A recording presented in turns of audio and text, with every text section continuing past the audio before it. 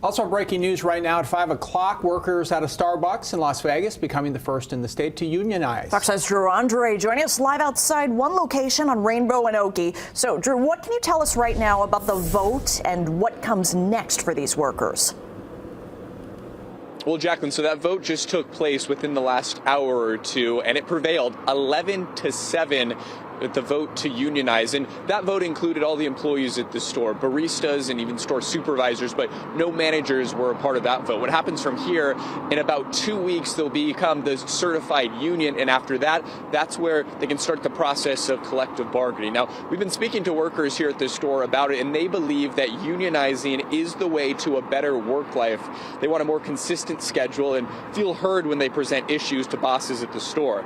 There are now over 260 Starbucks stores across 36 states in the country that have successfully unionized. This is all in less than about a year. Starbucks workers are following a trend of frontline workers at large corporations unionizing, and there could be more here in our state.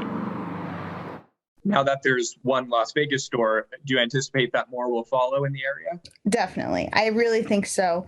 Las Vegas specifically did really well in building like a culture of fear around the union movement before it even arrived.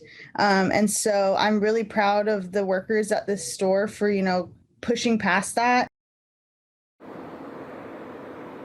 And we just spoke to some of the employees here at the store, and they are extremely excited about this. And that union representative says, too, that she's had some conversations with some other stores in the Las Vegas area that are considering doing the same. So wouldn't be surprised if that's something that happens over the course of this year. Some more stores here follow in the footsteps of this store at Rainbow and Oakey. Reporting live, I'm Drew Andre, Fox 5 News, local, Las Vegas.